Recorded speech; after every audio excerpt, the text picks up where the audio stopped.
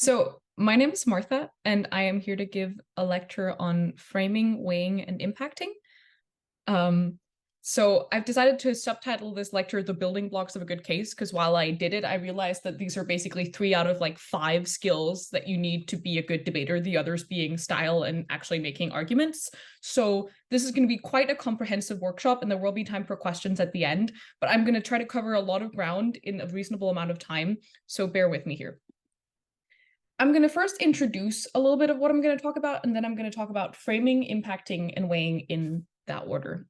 So, firstly, I want to talk about what building a compelling case looks like, because for a lot of debaters starting out, and even for experienced debaters, the thing we get very fixated on is making good arguments. We think that it is argument against argument, and that's also a really big part of it. If you can create true and well mechanized arguments, that will get you really far of the way to win the debate. However, what takes a good debater and makes them a great debater is this ability to constantly justify, contextualize, and weigh their arguments in the broader sense of the whole debate. This is also especially a good skill to have in BP, where you are either a top half, where especially if you're a top half, you need to make arguments and you need to make a case that is going to last throughout the rest of the debate and the whole round. This is done by, first of all, having your, as you can see in the little graph, you have your substantial arguments in the middle, but building these out with impacting, talking about with framing, first of all, creating the world that you're debating in, contextualizing it, impacting in, talking about why your arguments matter in this world, and then weighing, talking about why your arguments matter more than the other side's arguments will matter in this world, and also if you're doing why the other proposition side. So building a compelling case is ultimately also a work of storytelling and world building, because you have to make people believe in this world you're creating in order to believe these arguments and believe why they matter. So, first of all, let's talk a little about framing. For most of these concepts, I've decided to split them up into theory and practice to get like the theoretical part of why we do this, why it's helpful, how it should be done, and then in practice, how you're actually going to do it when you're in the stressful and fun situation of prepping and actually being in a debate. So, framing. The basis of debate is that your arguments are judged based on their truth, the analysis you provide, all the links and mechanisms, and also their relevancy to the motion. Does this even make sense in the debate? Can you make this argument when we're talking about climate change motion, etc.? Why should I care about it? Framing is thus important in order to shape the context for this relevancy. With framing, you're building the world that your arguments are taking place in. The first step to framing is asking yourself basically a lot of questions, such as what does the world look like? And what is most important in this world? Who are the most important actors? What do they care about, etc.? Trying to like figure out what makes sense. The first thing to remember here is you should always be fair and realistic. You can't go out with like outlandish statements. Some debaters will try it and they will get called out for it ruthlessly. In a debate about climate change, for etc., you can't start denying that climate change is a thing, or you can't suddenly talk about how some countries have implemented policies that they haven't. But you can maybe build, if your arguments work better with the idea that climate denying is still a huge thing, or that climate change is actually moving slower than people are talking about, you can frame this out kind of softly and try to make it compelling. So you have to both think about the world that you're talking about, but also the actors. Who are the most important actors? What do they care about? So do some characterization. These are the building blocks of good framing. And then always explain why your framing is legitimate. Why is it something, you can't just throw a statement out there, especially if it's something that you think might be contested. Framing will most likely always be contested if you're up against a good team. You always have to have an explanation ready for why this is legitimate for the world. In practice, you should always do framing at the top of your speech. This is especially the job of first speakers in world schools, and also in BP, it'll typically be the opening half who does the most part of framing, and there should not be a framing war in bottom half, and should not be a framing war in the later speeches and worlds. This should be cleared up within the first speeches. Thus, it's also really good for you and your partner to discuss at the start of prep time, when you're discussing burdens, etc., what the framing is. In which world does this debate take place? In which world does our arguments have the most impact? How can we frame this out? How can we talk about how some actors are more vulnerable or important than others, to already prime the judge's mind for doing this? That's why you have an advantage when you're the first speaker or when you're OG, because you have the chance to like imagine the whole case is like fresh snow. You have the chance to make the first marks in it.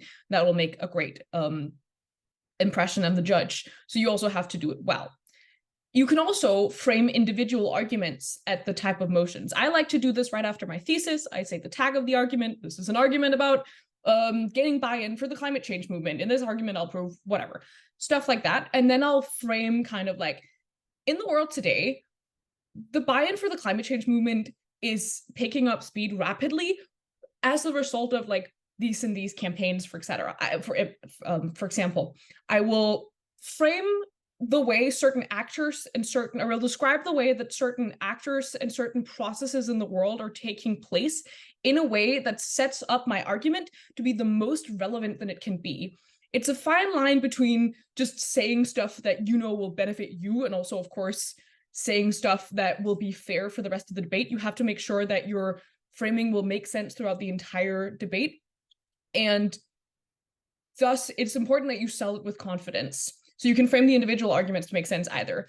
Arguments or framing can also be used in BP to gain analytical extensions, to think about what the most likely framing from OG is going to be. Or if you're OG, then think about how you can make an argument that fits in with your framing. If you framed a certain actor as important, maybe you can have an extension about that actor, etc. So it can also be used for content generation. And this is especially good because framing is like the overarching story that you're telling about your case. So it has to be consistent all the way through. You can't have an extension that doesn't fit with your framing that's going to make an incoherent case. And that means the judge has a choice to either buy that argument or to buy your framing. And it'll most likely be very harmful to you if they choose not to buy your framing, since your first arguments will depend on those. So make sure your framing is coherent. This brings me on to the other slide about winning with your framing. So what is good framing? There are 4 key things you have to remember to do good framing. Firstly, it has to be fair and it has to be in line with the spirit of the motion. This is like a thing debaters like to talk about. It's like good sportsmanship. Like, you don't squirrel, don't talk about if like a policy motion, don't try to redefine what nationalization means, don't try to like, if it's the motion about climate change, don't try to say something that's a bit outlandish. Like, it has to be fair to all the Secondly, it has to be viable throughout the whole debate, which is what I just talked about. There has to be consistency, and you can't, like, it has to also make sense for closing half, etc. if you don't want them to knife you. Like, be a nice OG team. And thirdly, it has to be supported with strong incentive analysis. Again, framing isn't going to be bought just without any explanation. When you're talking about characters and why certain actors behave that way when you're doing characterization, it's important to talk about their incentives to do so. This is especially something that you'll do later in your arguments to justify your framing, but it's important that you know why you're saying this and that you can back it up with analysis, obviously.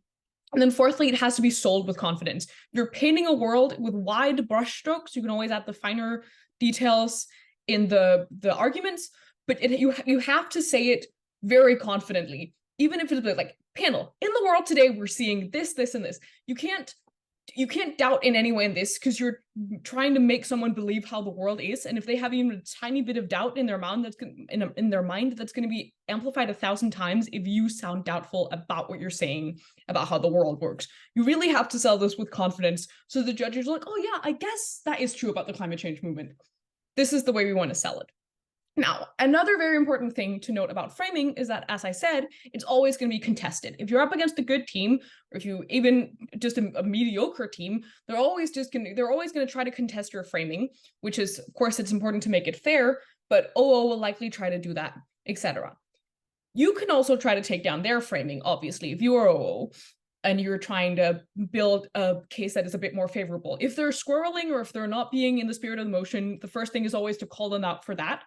This ties into the first thing about using rhetorical tools to make their framing sound problematic. Point out the ways in which it's not clearly how things work. You can use examples, etc., to be like, we don't think it's an entirely fair characterization when they talk, or framing, when they talk about this and this and this. Actually, rather, we see that the world works like this.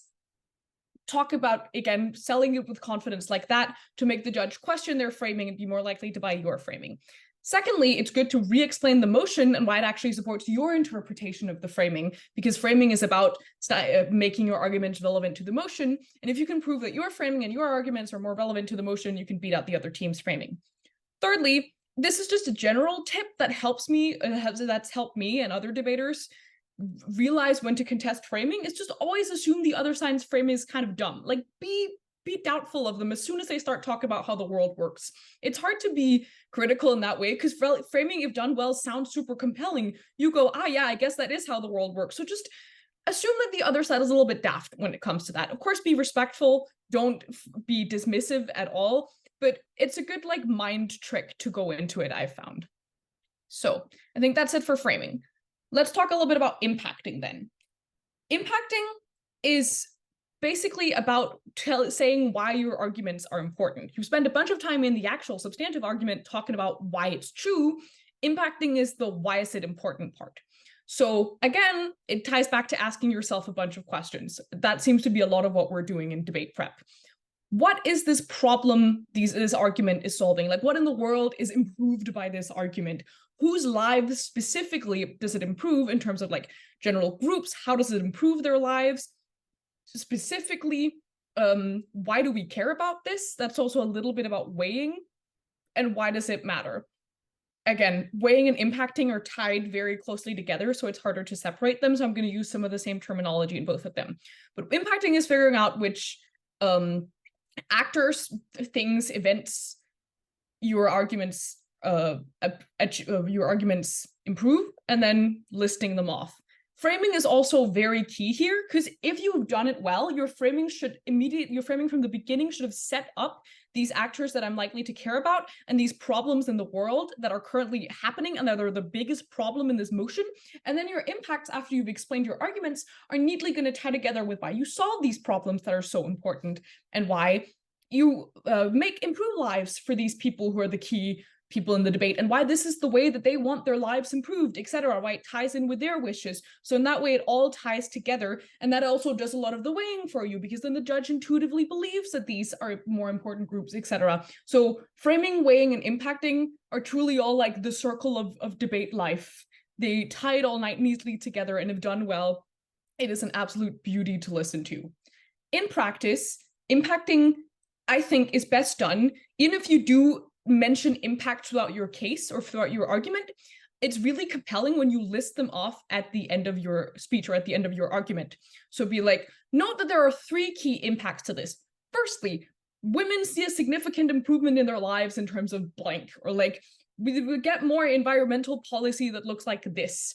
So that sounds very compelling to the judge when they're like, there are these key impacts. It'll also help your later speakers realize the key impacts that from this argument, write them down so that they can expand on them more and make sure that they really sink in and they can defend them, because it's going to be rebutted from the other side. I'm going to talk about that more in a second. Also note that over-impacting is very easy. If I had a nickel for every time I was a judge and I heard a team over-impact, I would not live in student housing. Like, it is crazy how many people will just be like, and then we solved racism, and then we solved sexism. So also the same rule applies here to the other team's impacts. Assume that they're a little bit overinflated when you try and rebut them. But also for your own, assume that you are likely to over-impact, and remember to prove your impacts. In general, the outcome of impacts should make sense to the judge based on what you've just said in the arguments, because the judge aren't going to buy impacts just because they're large, or at least good judges will never buy impacts just because they're large. So be very careful of that. And the last thing is to make sure when you are in prep, which is part of deciding your path to victory, that all speakers on the team agree on the key impacts that you get out and how you prove them, because this is going to help significantly when they're rebuilding them and when they're weighing them later on. So what are like the most important things that you have to prove in this debate? This is also, again, ties back to your framing. If women are the most important actor here, and if women want equality on the job market, and that's the thing you framed out, and they aren't currently getting it because we live in a sexist world, framing, then you have to prove that you decrease active sexism and that women get equality on the job market, and these are the key impacts. There you have your path to victory. So you go from the framing to the arguments to the impact, and then you weigh out in the end how you have better proved this, or why you prove this more, or why women are happier, etc., why they're happier for a long time. So there's this clear line throughout that we in debate speak call the path to victory, and making sure that all speakers agree on the impact and framing, and that the framing is useful throughout the whole debate is key to have this path to victory happen. Okay, so the last part of this lecture is going to be focused on weighing, and that's also where all of this comes together further. So I've decided to like section it off a little bit, and I give it again a subtitle. We love a good subtitle here: weighing, convincing the judge of your victory, which is basically what it's about. You have to, not only with your arguments, sell this victory. The last thing you want to do is leave the panel to weigh for themselves, because that's gonna you're gonna have a horrible RFD. It's gonna be weird. The judges are not gonna you want to sell them on what they should weigh this debate on, because likely they won't all have the same idea. You need to give them a unified idea on what really matters, why it is your thing that matters most, and why you're doing it better. So to set up this idea of weighing, I want to talk a little bit about the life cycle of an argument. Cue the Lion King theme. So an argument isn't just the argument that your first speaker or your or your prime minister presents. It actually takes on a bit of a life on its own. Of course, it comes first in the original form of the argument. This is the argument that your first speaker or your prime minister, the first person speaking on the team, presents, or any argument when it's first presented. Then after that speech, there will be rebuttal of that argument. The other side will come up and take down a bunch of links and mechanisms and say, this is not true, and that'll diminish your impact significantly. So in the second form of the argument, as the next speaker from your team goes up to speak, you're standing there with an argument that's mitigated, it has missing links, and it is not reaching the impact that you have claimed it reached, in at least if the other team is good, but always assume that the rebuttal has done damage in the judge's mind. So it's not reaching the impact that you say it's going to reach. The job of the second speaker is then reconstruction. You add, if you're the second speaker or the DLO or whatever, you add new links. You prove why it does achieve these impacts, etc. So you rebuild the argument. It is never going to be the same form of the argument as your first speaker laid it out. You're probably going to add more. You're going to recontextualize it with further framing. You're going to add more links. You're going to add more examples, etc. So the structure of the argument is going to be the same, but the way it's built is going to be slightly different. If you think about it as a sandwich, that was a picture someone once gave to me, and it sounds weird, but if you think about it as a sandwich that all the toppings are taken out of, or the filling is taken out of, you reassemble that sandwich. It's the same sandwich, but the structure is significantly different, and that is then the third and the final form of the argument. So the argument has these three life cycles that it goes through, and the third and the final form of the argument is typically the strongest. This is the one where all the speakers on your team, you and your partner, have collectively put in all of the brain material you had on this argument and made it in its strongest final form. Okay, this is going to make a lot more sense when I talk about weighing. So in terms of weighing, prioritization is obviously key. That's the whole path to victory thing. You need to figure out what you're winning on, or what you have to win on to win this debate. And that's the thing that you should focus on proving with your weighing. So use the path to victory. You can also do meta debating in terms of explaining the strategic value, saying by taking down this argument, I have made sure that they're not proving this, thus diminishing this and this part of thus they can't win on this. And this is the only thing standing. Explain to the judge some of the strategic things you've done. It makes you sound smart. And also it makes overemphasizes what you've actually done to their case. This is also helpful. This is a bit of a high level debate strategy, but don't focus too much on it. Now, the key thing is that you have to weigh the most up-to-date versions of the arguments that have been presented. So don't make the mistake of just weighing the first form of their argument that you heard. You have to weigh your content against the newest form of their argument. So the argument that their latest speaker has rebuilt with the new mechanisms, etc. This is what it means to be charitable in a debate. It means you often hear feedback from judges saying, I think you weren't being charitable enough, etc. That often means that you did not weigh the latest form of their argument, that you just took the first thing you heard and was like, yeah, but we've already disproven this, this, and this, and then forgot that they actually rebuilt it, recontextualized it with more of their framing, and added more examples, etc. So that's also where you have to both use your framing and your rebuttal skills to take down the latest side of their argument, prove why your framing actually matters more, etc. Another thing that is similar to being charitable is taking them at their best, which means that you accept their basic assumptions. This can mean buying into their framing for a bit, making it very clear that you're saying, even if we buy their entire framing of how this debate works, here's why in their best world, in their best case scenario, our arguments still matter more. Here's why we still reach our path to victory better than they do. Here's why we still get better for women, better for the actors. They say it's not about women, it's about I don't know, the feminist movement in general, whatever actor they focus the most on, prove why you actually still make it better for them. This is called flipping their argument, when you're like, what they say, actually, we do that better. So another thing you can do to be very, very charitable is to weigh a less charitable version of your argument against their newer version. So saying, even if you did not buy what I've just told you about for building our argument, here's why in our worst case, we still outweigh theirs. This is when you're being really charitable. This is especially good if you're up against a team that you feel you can easily beat, or a team that has general like less debate experience.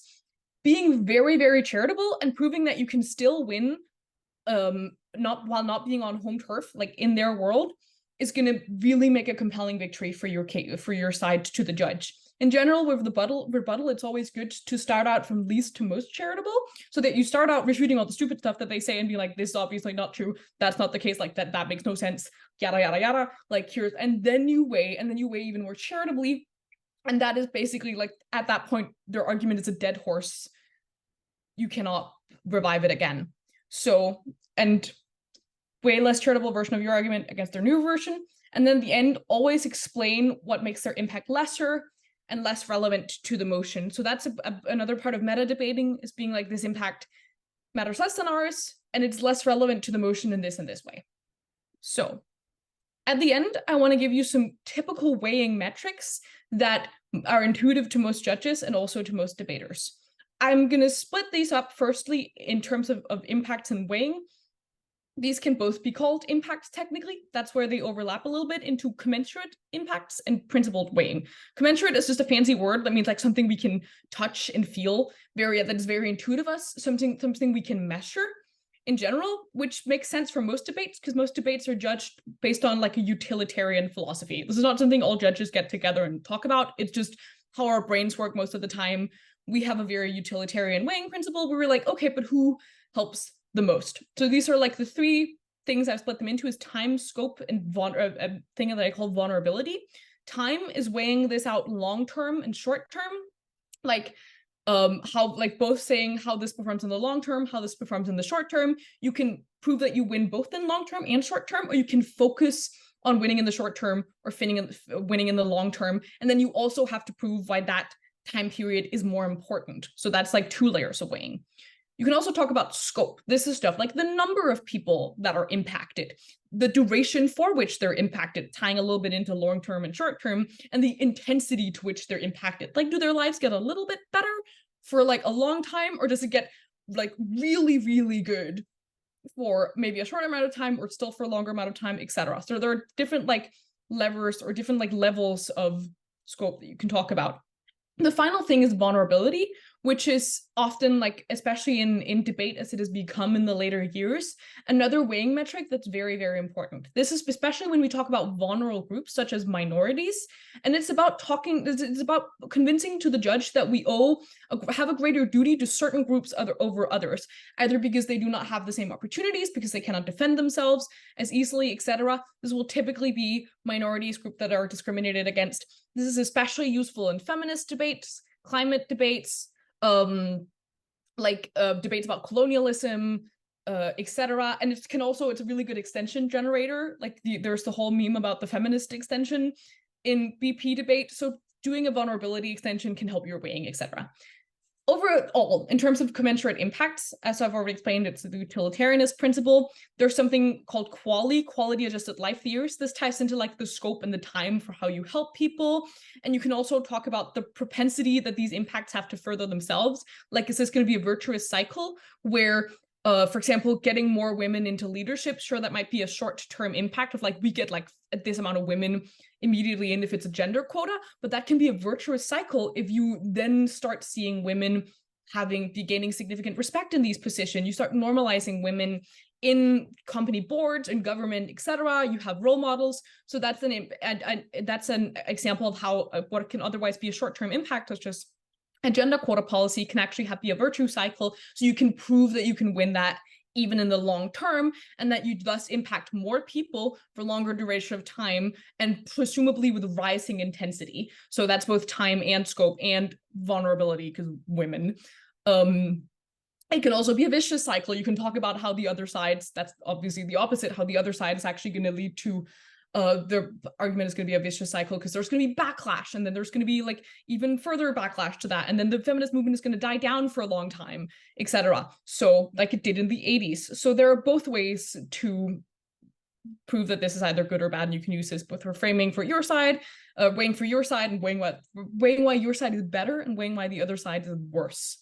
Then there's principled weighing. This is a bit more iffy, and it's it's not always winnable. This is stuff like if you have principles in your speech, such as if you were at my democracy lecture for earlier in the week, you will know a little bit about this, but that's stuff like freedom of speech, bodily autonomy, democracy, principles that can often be weighed in debate as some, or colonialism. I've also heard like anti-colonialism as a principle. These are sometimes winnable, but not always.